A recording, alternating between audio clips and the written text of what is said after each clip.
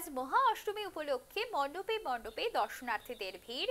সকাল থেকেই হচ্ছে পুষ্পাঞ্জলি এবং রয়েছে সন্ধি পুজোর আয়োজনও।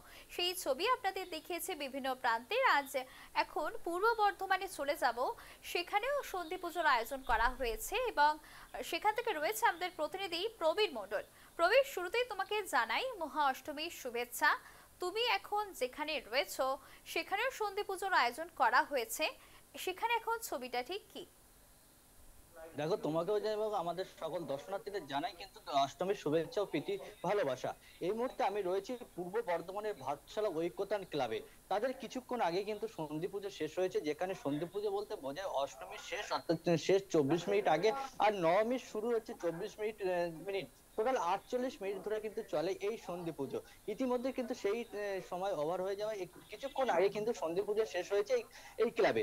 108টা হচ্ছে প্রদীপ প্রজ্বলনের মধ্য দিয়ে, এমনকি 108 পদ্ম দিয়ে কিন্তু এই সন্ধি পুজো কিন্তু ছাড়লো কিন্তু এই পুজো কমিটি। পাশাপাশি এই যে আমরা যে মণ্ডপে রয়েছে, তাদের কিন্তু এবছর কিন্তু দেখতে দেখতে কিন্তু 72তম বর্ষে কিন্তু পদার্পণ করেছে। তাদের এবছরের থিম হচ্ছে শিবাংশ, যেখানে আমরা গুহার মধ্যে মধ্যে প্রবেশ করে সেইখানে দেখা যাচ্ছে মায়ের আরাধনা। এই মুহূর্তে আমরা পেয়ে গেছি এখানকার ক্লাব কর্তৃপক্ষকে, তাদের কাছ থেকে জেনে নেব আরো হচ্ছে বিশেষ খুঁটিনাটি। নমস্কার। আমাদের ভাতশালা কলোনি ঐকতান ক্লাবের পরিচালনায় যেটা দুর্গাপুজোটা হচ্ছে সেটা বহু পুরনো। এটা অ্যাকচুয়ালি অনেক, আমরা 91টা 92 92 92টা ফ্যামিলি দিয়ে আমাদের এই প্রথম পুজো শুরু হয়েছে। তো তারপরে যেটা হয় সেটা সেই পুজো চলছে এখনো পর্যন্ত। তো এবছর মমতা ব্যানার্জির অনুপ্রেরণায় এবং একটা বিশেষ আমরা ফান্ড পেয়েছি, যেটা প্রত্যেক পুজো কমিটিকে দেওয়া হয়েছে। তো সেই জন্য আমরা ভেবেছি যে এবারে একটা নতুন কিছু করা হোক। তো সেই জন্য এবারে আমাদের একটা চিন্তা ভাবনা করেছি শিবাংশ।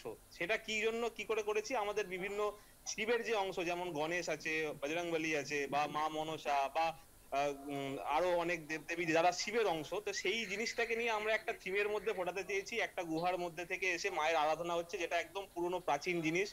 তো সেইভাবেই আমরা এই পুজোটাকে চালনা করি। আর এটা আমাদের মানে বারোয়ারি সবাই একটা পুজো হয়ে আসছে অনেকদিন ধরে। কিছুক্ষণ আগে তো সন্ধি পুজো শেষ হলো, কেমন ভিড় ছিল? প্রচুর ভিড়, প্রচুর ভিড়। আমাদের প্রত্যেকবার মানে গোটা অষ্টমীর দিন মানে ভাতশালা কলোনিতে কোনো একটা লোকও মিস করবে না যে আমাদের পাড়ায় এসে অঞ্জলি দেওয়া, সন্ধি পুজো দেখা। টোটাল মানে প্রত্যেক ফ্যামিলি যতজন আছে সবাই আমাদের ক্লাবে আছে। তো এবছর একটুখানি থিমের জন্য জায়গাটা আমরা ছোট হয়ে গেছে, অনেকজন বাইরে থেকেও অঞ্জলি করেছে। তো এটা একটুখানি আমরা পরের বছরের চিন্তা ভাবনার বিষয়ে এসে দাঁড়িয়েছে। আমরা তো প্রথম ওপেন মঞ্চেই পুজো হয়, এটা আমাদের স্থায়ী মণ্ডপ। তো এই বছরই আমরা প্রথম থিম করেছি। তো যে ভিড়টা আমরা এইটুকু জায়গা দিতে পারিনি, আমাদের পরের বছর মাথায় রাখতে হবে যে একটা ওপেন থিম করব বা অন্য কিছু করব যেখানে সবাই অঞ্জলি দিতে পারে। কিছুক্ষণ আগে দেখা গেল প্রচুর মহিলা প্রচুর পুরুষ তারা এসে তো পুষ্পাঞ্জলি একদম একদম একদম। আমাদের মোটামুটি 350 ফ্যামিলি গোটা পাড়ার মধ্যে, সবাই 350 ফ্যামিলির মধ্যে ইচ এন্ড এভরি ওয়ান আমাদের এখানে আসে প্রত্যেক বছর এবং অষ্টমীর অঞ্জলি দেয় এবং তার খ্যান দেখে, তার বলি দেখে। এই হচ্ছে আমাদের কালচার, চলে আসছে বহু পুরনো। দেখো, এখানে তো একটা জিনিস, এই পুজো মণ্ডপে যখন আমরা প্রবেশ করছি তখন দেখা গেল গুহার মধ্যে মাতৃ আরাধনা। একদম গুহার মধ্যে মাতৃ আরাধনা। এই গুহাটা এমন ভাবে তৈরি করা হয়েছে একটা থিমের ওপর, যে শিবের বিভিন্ন অংশ। প্রথমে আপনি আসার সময় দেখলেন যে একদম সবার উপরে বসে আছে শিব, তার তার নিচে আছে গণেশ আছে, মা মনসা আছে। এরকম বিভিন্ন অংশ দিয়ে তার ভেতর দিয়ে মায়ের আরাধনা। এখানে আমাদের এই প্যান্ডেল ঠাকুরটাও দেখতে পাচ্ছেন অন্যরকম, একটুখানি অন্যরকম আদলে, মানে জঙ্গলের আদলে এই দুর্গামূর্তিটা তৈরি করা হয়েছে।